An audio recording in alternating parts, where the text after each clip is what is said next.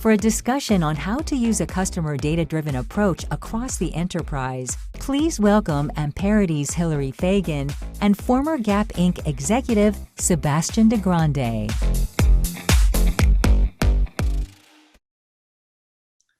Hi there. Welcome. We're so excited to get the chance to speak to you today. We're going to be talking to you about customer centricity and how you can use that to change the trajectory of your business, and more about the steps that you can take to start launching customer-centric change. My name is Hilary Fagan. I lead analytics at Amperity, an AI-driven customer data platform. Our team consults with some of the world's most loved brands to help them implement best practices for customer-centric analysis.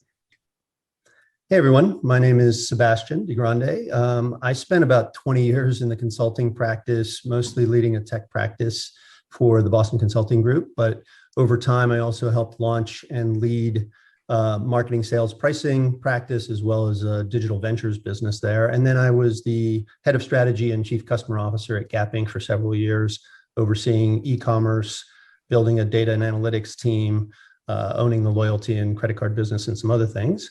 And now I'm a board member at Big Lots, which is a fairly large value retailer, and I'm an advisor and investor in several tech and consumer businesses. Happy to be here. Happy to speak with you.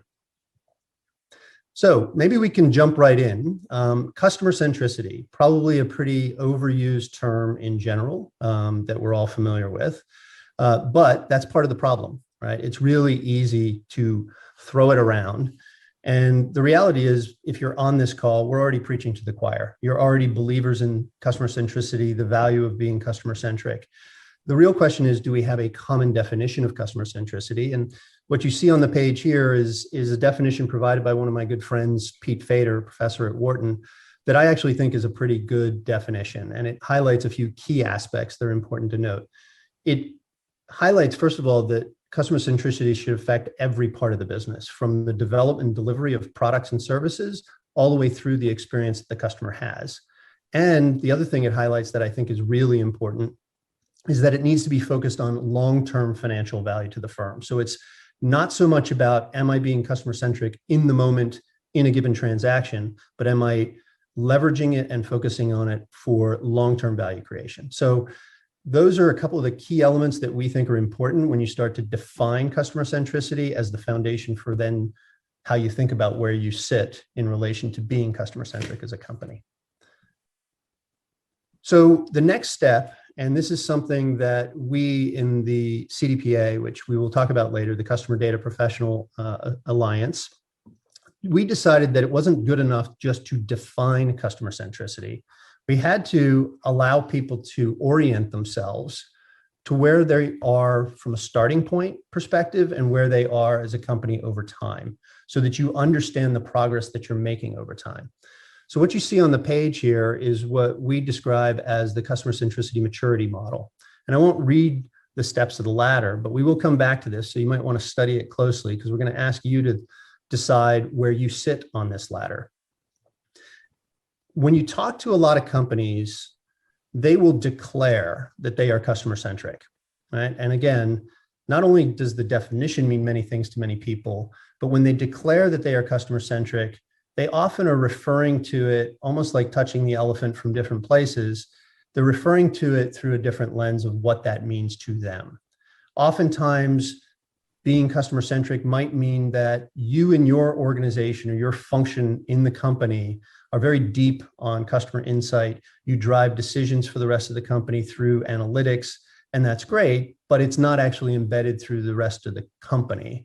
Or if the senior leaders in the company would declare that the company is customer centric, what they might actually mean is that they view the customer as a bit of a muse, and they think about top-down definitions of the customer, as opposed to bottom-up, data-driven, very specific, unique customer insights being driven by analytics and driving day-to-day decisions throughout all the functions in the organization. So our attempt here was to help companies really understand what it means to move up this ladder to reach what you see in stage 5, which is very rare, this idea of customer-centric nirvana. even achieving stage 4, where customer-centric decision-making and capabilities are embedded throughout the enterprise, is a massive undertaking and a very heavy lift. And so now what we want to talk to, and Hilary will pick up the baton here, is, so what does it take to move up that ladder? What's the how of getting there? Thanks, Sebastian. I want to talk a little bit about the foundational things that you need to start moving up that ladder. Like Sebastian mentioned, this is a long journey involving many different parts of the organization. And so wanted to make sure that we're all centered on what exactly do you need even to get started.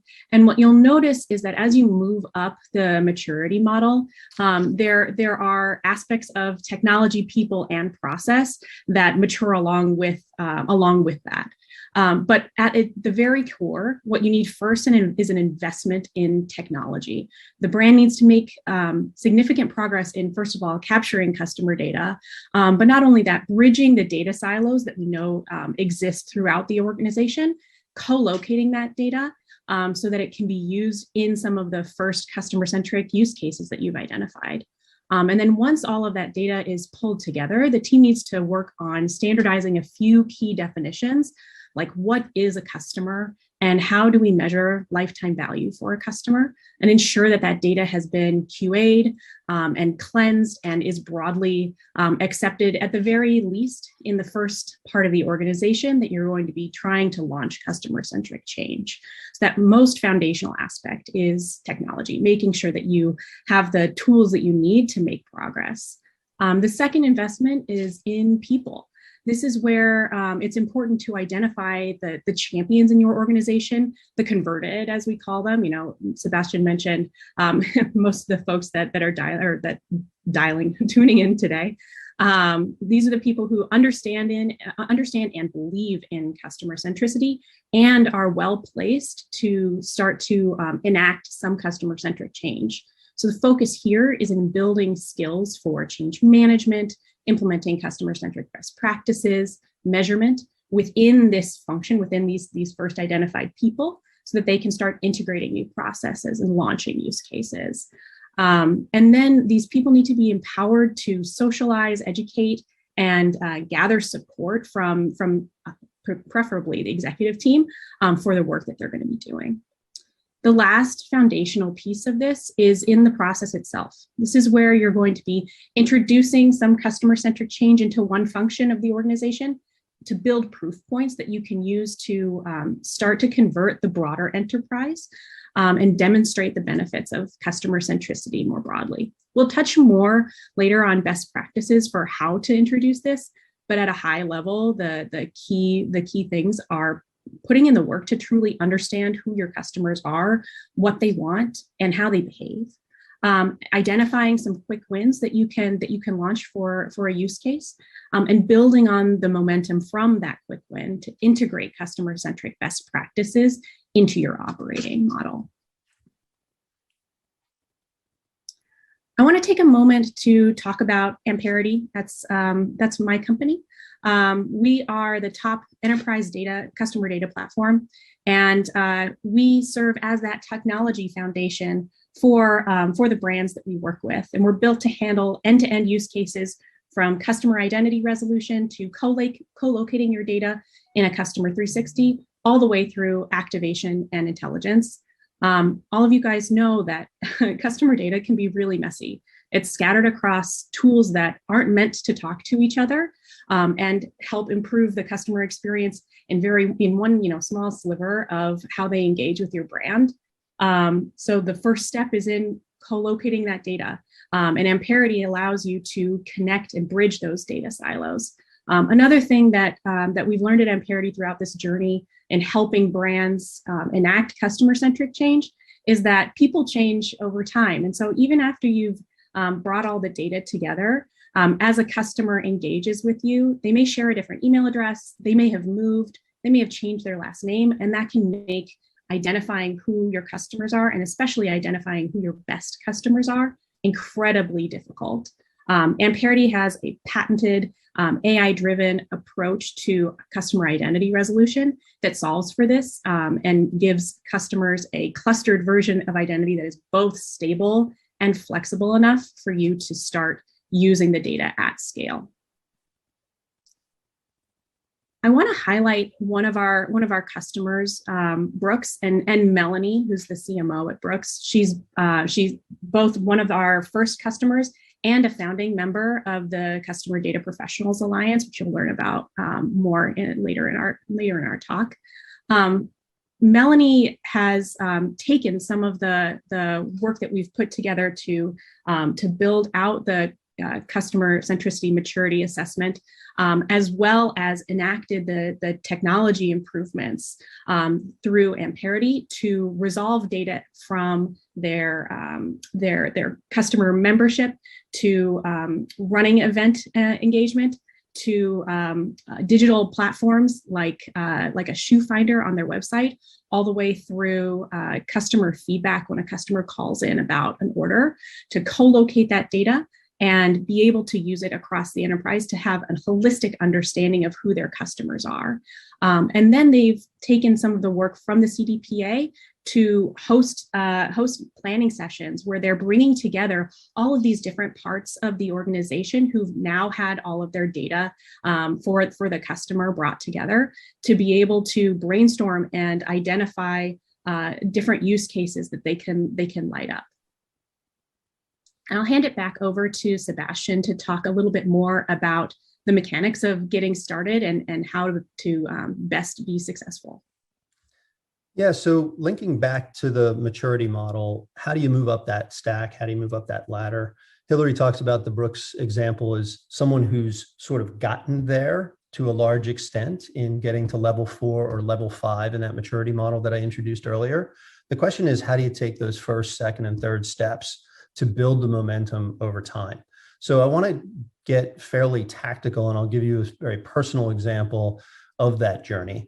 But on this page, the way we view it, and again, this is something that the founding group at the CDPa has put together that we think is a fairly pragmatic way to think about it, is it's really a 3-step process that can take a long time, can be iterative and repetitive, but ultimately you need to go through all of these stages in order to move up that ladder of maturity.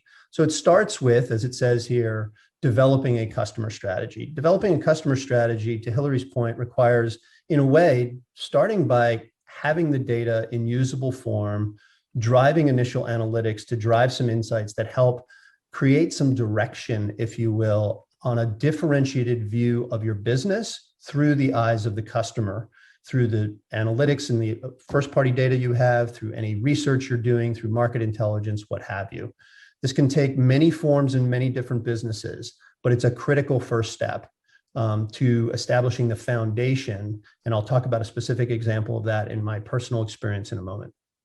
Once you have that, and in a sense, everyone can agree on the efficacy of the data or the authenticity of the data, as opposed to debating the data itself, the next thing is to start talking about what the data means and how to use it. And the practical first step is to identify high value, quick win opportunities with the right kind of sponsorship inside the organization to, as I like to call it, start the snowball rolling down the hill.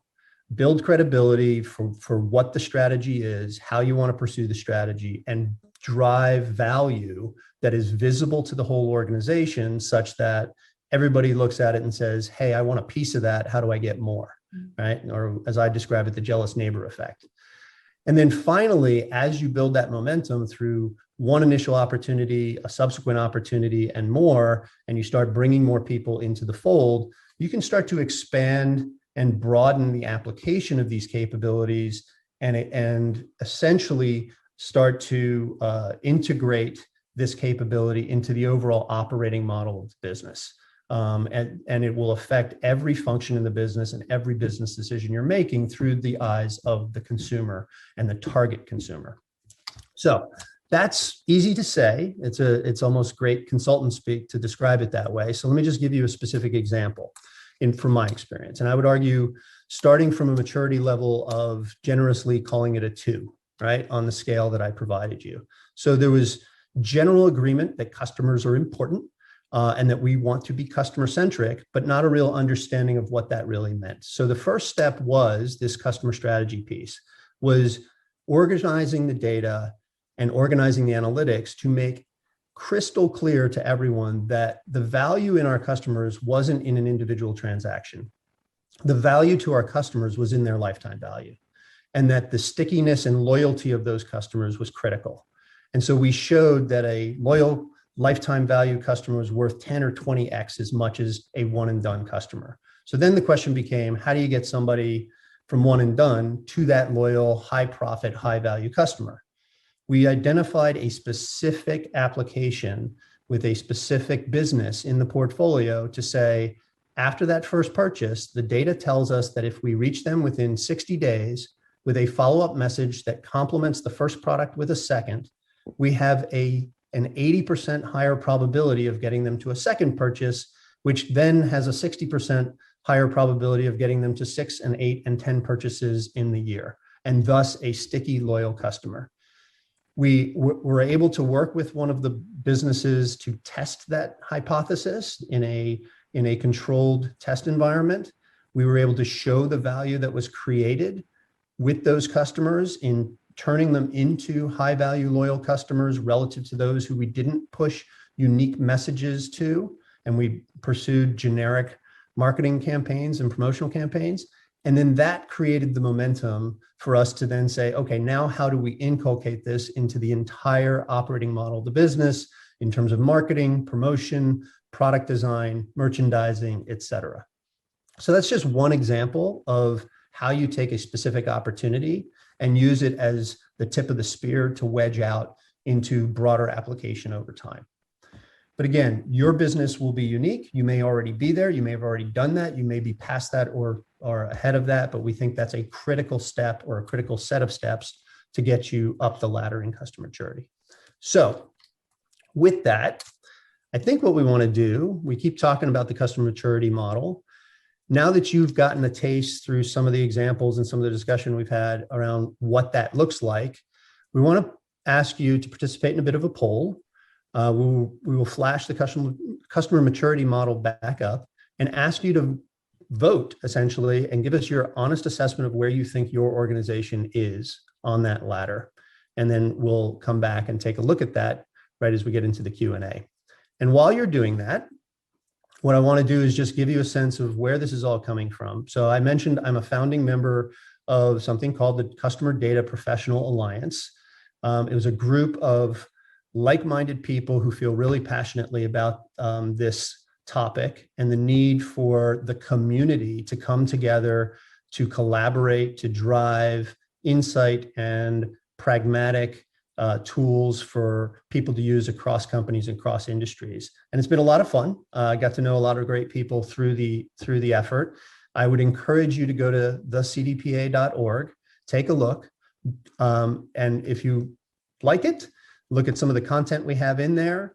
We encourage you to subscribe to the CDPa, join us, be a part of the community, contribute to the community, because ultimately I think everyone will benefit if we can push more organizations to move up the ladder of maturity on customer centricity. Thanks for listening. I think at this point, we're going to take a look at what the poll results look like, and we will open it up for questions.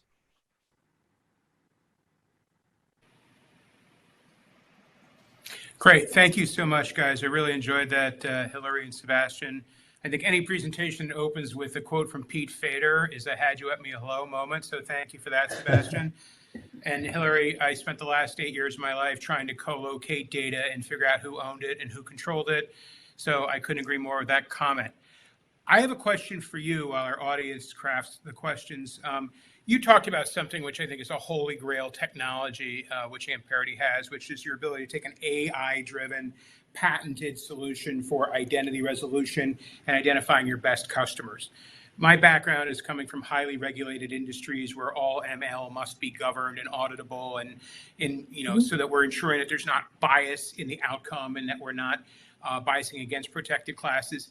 Is your product something that is auditable and will allow regulated companies to really use it for customer orchestration? Oh, absolutely. Yeah, our product is SOC compliant. And in addition, it's not some sort of black box algorithm. We actually surface back to the brand all of the pairwise matches that are happening and work with them to identify what the best approach would be through QA to make sure that the algorithm is really identifying the clusters in a way that makes sense. And we have, experience with dozens and dozens of brands at incredible amounts of scale to do this. And so we come with an opinion and share our best practices there. In addition, the platform has different roles and responsibilities, and we can redact PII from folks like myself who are an analytics user who may just want to have access to the aggregated data or the behavioral and transactional data, but may not need and certainly shouldn't have access to the PII that is the foundational underlying aspect of what makes the product work. So there are different levels of access that you can grant as well. And I just want to assure our audience members that we did not pre-screen that question. I was really hoping that was going to be your answer, Hilary, but I didn't know it. So thank you very much for that. Our first audience question, I think it's really for both of you, given your experiences. What are the biggest barriers that you've encountered to getting buy-in on customer centricity from people outside the marketing organization, the other stakeholders who are both the enablers and also own the legacy or status quo modalities and are saying, oh, well, we already do personalization, we already do in-channel customization, we don't need that. What have you run into in your experiences? Yeah, maybe I'll jump in on that first, and Hilary, you can pile on. Yeah, I kind of think about that as a bit of a stack of excuses, if you will, or issues that arise. And it starts, honestly, it's sort of similar to the stack that Hilary presented, with the belief in the technology and the data and the efficacy and the credibility of the data itself. If you cannot get everyone to agree on one set of facts or one source of truth, you're dead, right? You have to get people aligned on one source of truth, and that sometimes can be the most difficult thing to accomplish. The second layer to me is then defining the metrics for success in a way that is digestible and compatible with what people are used to seeing. So if you're talking about arcane customer metrics that don't tie to the success metrics of a given function, all the way up the stack to your CFO who's saying, what's the financial impact of the business? Because ultimately I'm not going to pay for anything unless it has a financial impact, a positive financial impact. You're, again, dead. And then the last piece is to make sure there's the right sort of cross-functional participation and collaboration in these efforts so that there's a sense of ownership of the outcome and that it fosters the necessary cross-functional work that needs to be in place. So. Great. Yeah, I think you hit that. Yeah, I think nail on the head there. Go ahead, Hilary. I'm sorry. I mean, nothing more to add on top of what Sebastian already said. Typically, my fallback is to go back to the data, maybe assess some underlying hypotheses or just general beliefs that folks throughout the organization have about the customer, and make sure that the data actually supports that. And Sebastian's point of meeting leaders and folks where they're at in terms of the data that they're familiar with, and making sure that as you're sharing customer-centric metrics, you're doing so with the context that they'll be able to engage with. That's great. Thank you very much. I think shared success is so essential. We just have a few seconds. Can you quickly just flash up the results of the poll if you have them, just so people can get, there we go. Yeah. Thank you. Yeah. Well, look at that. Aspirational it customer highlights for centricity, me, right in the middle of the guys, bell curve. just the challenge of getting over the hump past level 3, right? I mean, and which is maybe the biggest hill to climb to get to a level of true enterprise-wide customer centricity, but there's a huge value to be unlocked there. That's great. Thank you very much for a great, very interesting conversation. And good luck to you as you hope to evangelize this more broadly, because this is the work that all marketers need to go through to advance the cause of marketing in their own organization. So next up, we have a discussion on cross-platform measurement and what tools and strategies marketers can implement to break through those silos. So it's very much building on where we were in this conversation.